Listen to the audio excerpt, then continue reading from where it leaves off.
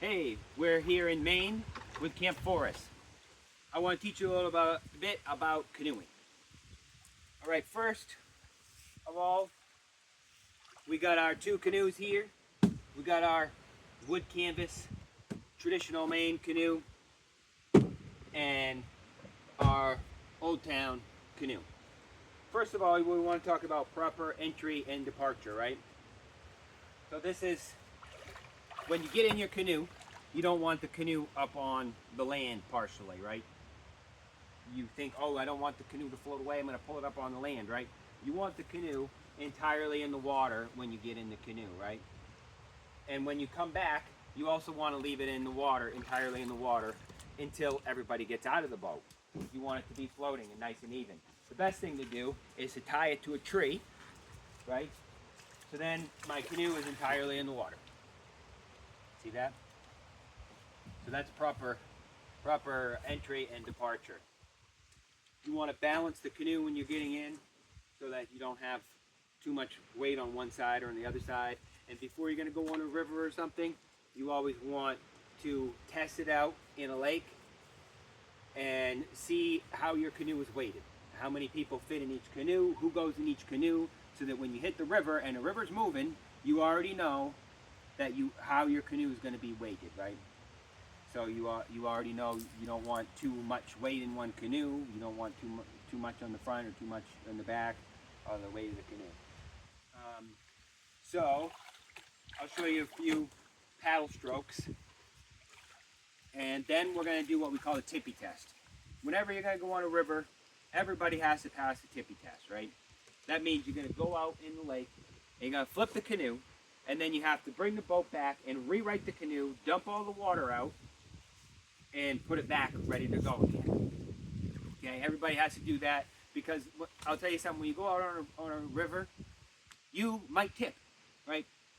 You're not a failure if you flip your canoe over. It happens all the time, right? Maybe you don't want it to happen, but if you're gonna run some rapids, sometimes you want to run them for fun. You take all your gear out, and you a good chance you're gonna flip. Okay. And if you think that it's a dangerous rapid, you don't want to run it. You want to portage that rapid. You want to stop, investigate in front of you, and portage around that rapid. But there's a good chance that you may flip on a river. So you want to know what to do. It's all about knowing what to do if that does happen. Okay.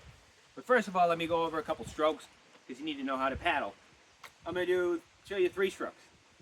This is a beaver tail paddle, traditional Maine paddle. This is the J stroke you're going to use, right? With this stroke, you don't have to keep switching back and forth. So the person in the front can paddle on the left side, the person in the rear can paddle on the right, or vice versa. And the person in the rear is in charge of steering, right? And the front is the power, unless you're on rapids, and then the front person is also going to help steer. But this is the J stroke. We go in, you got his hand on the top, and this one here, you're going to be pulling and pushing both. So you use your whole body. And when you get to the end of this stroke, you push it out like that, and it makes the shape of a J. It's called the J stroke. What that does is straighten your canoe out. And there's going to be a different amount of push depending on how straight your canoe is.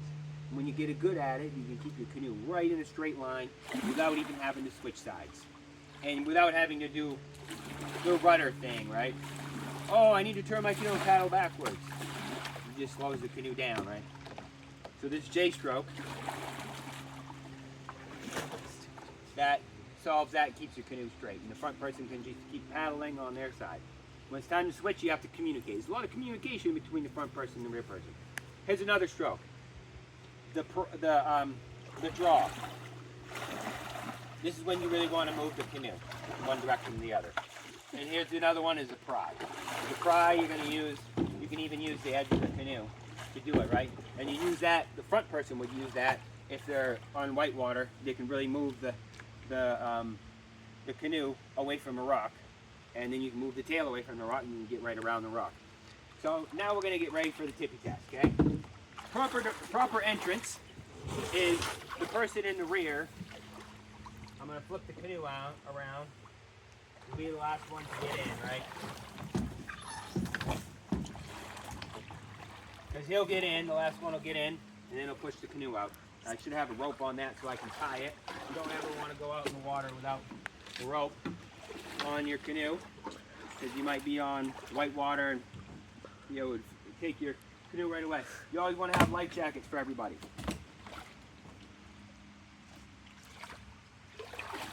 And all right, so they're gonna get ready for the tippy test. You guys want to hop in? All right, they're going out to do the tippy test. Now we're also going to look at how the canoe is weighted, because we're going to go on a river after this. So I want to see the canoe is not too much weight on one side or the other of the canoe. You want it kind of evenly. And they're going to do the tippy test in a minute. They got to tip that canoe entirely over, and then they got to rewrite it and dump all the water out and bring it back to shore. Yeah, it's pretty even there.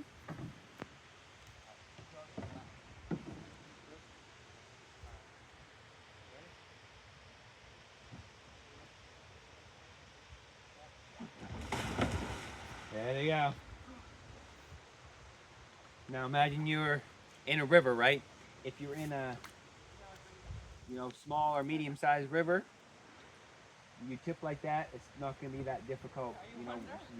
You're going to go down the rapid a little bit, and you may end up in a different location, right? Because you're going down the rapids. But you got to get the canoe and everything. But if you're in a big river, you may lose things. You may end up a half a mile down from the rest of the group. So you got to be prepared.